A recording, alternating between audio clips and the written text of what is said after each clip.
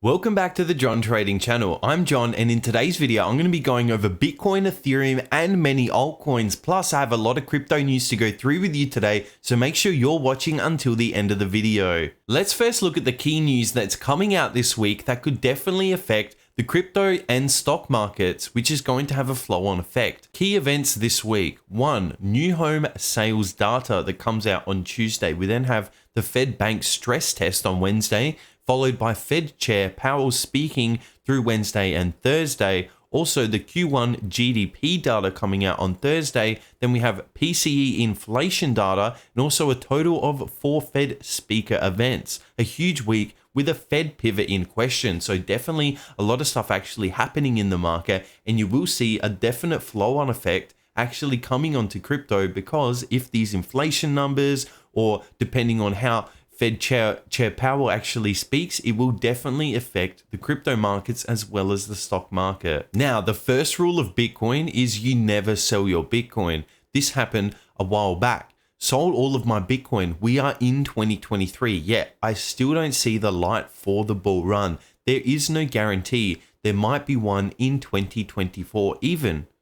And if it should, I highly doubt it will reach the previous all-time high or even half of it. Sold. I might be back at 12,000 though, maybe even 8,000, which shouldn't be too long from now. Good luck. Edit. This is my way to dollar cost average. I'll be in a lesser loss if I buy when it goes lower. Second edit. Some cultists in the comments didn't seem to read past the title header. I'm saying the price will go lower, 99% chance, and buying then will result in me having more Bitcoin than now. And if we quickly flip over to the Bitcoin price, you can see what's actually happened since 2023, since the beginning of 2023. We're basically up over 90%. He was saying he's looking to buy in this $8,000 level, potentially this $12,000 level, which is down in this area here. And look, we just never did that, especially based on the 4-year Bitcoin cycle. Now, this is an amazing video that I want to show you. Right here, we see purchasing coffee with Bitcoin using a feature phone without internet in the Philippines. Bitcoin is unstoppable. So you can actually see this guy's basically using an SMS type system to actually pay for his Bitcoin right here. And he's not even connected to the internet. He doesn't have a smartphone like a lot of people, even you would have in your own pocket. He's using one of the most basic phones that you could have got back in the 2000s. So even showing that a lot of these countries that don't even have stable internet or can't even afford some of these high-tech phones, they don't even need it to access Bitcoin. Let's first begin with Bitcoin on the weekly time frame, because I've been always talking about the weekly time frame is the first place you need to start at the start of every trading week. And we're just having this first little red candle starting in this trading week. So we look at what's actually happened. We look slightly to the left. We're looking in this area here where we have that positive sloping EMA. And I've said it over 100 times in my videos that if we have a positive sloping EMA and then we come back to actually retest this EMA, we have a higher probability of continuing to the upside. And since I've been saying that, we're up over 21% on this particular trade. I was actually buying down here in these lows because I knew that this is known as the value area between the short term and medium term exponential average. This medium term being the orange line and the short term being the purple line. You can see that we have this value zone, and that is the perfect area to continue buying if you do believe there is a high probability of continued upside move. Now, we definitely have got that confirmation now. We did have a couple of small downticks in the MACD histogram actually going negative, but as of 2 weeks ago, we have then pushed back above into the positive side, and it looks like we're then going to continue climbing. We broke slightly above this high that came in early 2023 back in April,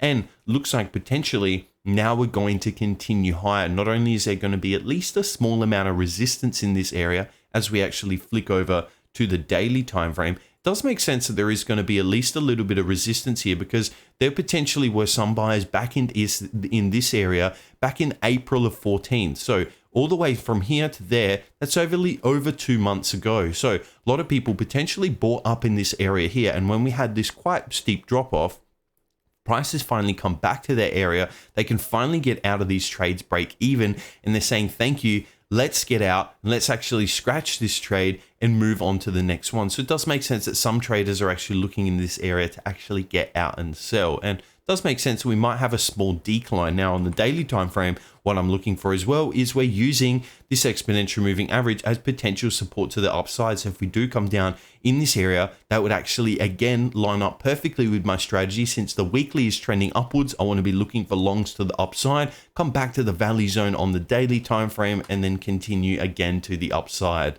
Now coming over to Ethereum on the daily time frame. Now right in this area, we have an extremely common pattern, and I'll explain to you exactly how I believe it to play out. And just before I do that, let's have a look at what's actually happened. This was back in the April price, similar to Bitcoin. So you can see Ethereum is actually not as bullish as Bitcoin is, because if you base it, Bitcoin is actually back at this April high, whereas Ethereum is still a good, if we actually calculate, 13% away. So there is a bit of a lag actually happening with Ethereum, where there's potentially more bullish pressure actually coming into Bitcoin rather than Ethereum at this current moment shown in the price. But what I'm really interested in is this area here, and we can actually probably go down to the 4-hourly time frame, as it will make a lot more sense. Let me quickly just go back on the daily time frame just to quickly explain it. So you can see in this area, basically for the last few days, we've been in this sideways trading range pattern. And now that I can flick over to the 4-hourly chart, what actually happens, and again, when you base everything off probabilities, I'm basing my trading strategy using probabilities. Once we have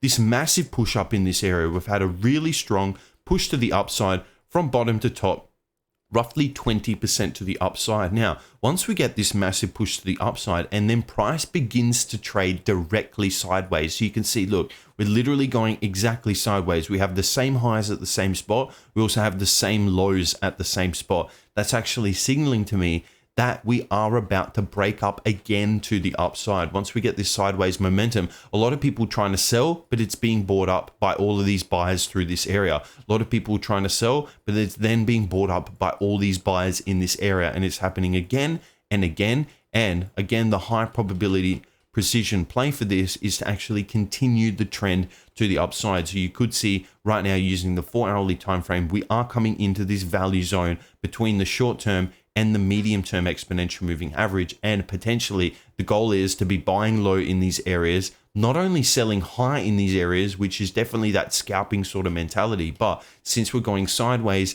in this perfect area, you can potentially buy low, have a nice stop loss on this area, and actually look for a 2-to-1 or a 3-to-1 risk to reward ratio up into this area here. Now let's move over to Binance Coin, and I'm actually finally out of my trade on Binance Coin. I do potentially think that there is a little bit more room to go in Binance Coin, and I definitely could have held a little bit longer, but that isn't my strategy, is not to predict exactly what the market is to do. I'm looking at how I want to play this and what is the highest probability play, not just predicting, but using probability to my strategy. So all in this area, we had that downward sloping EMA all through this area, having quite a strong drop, especially in this area. Now, what I said is when I come back to actually retest this medium term average known as the 20 exponential moving average, that's where I actually took my position. So my exact entry on my position was right as we touched this 20 exponential moving average right in this area. So let me actually make this line a little bit thinner so you can see it. So right here in this area was exactly my entry point.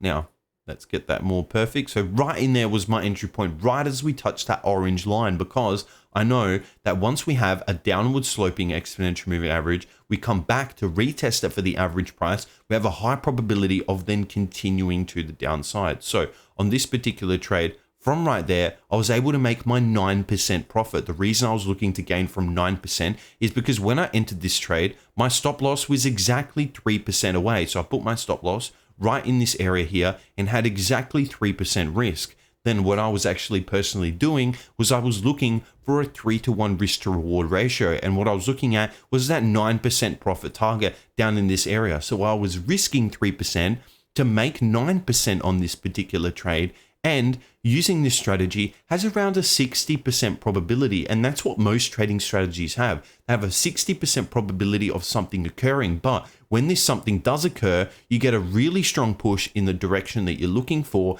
and you can get those risk to reward ratios, and that's one of the biggest keys of trading.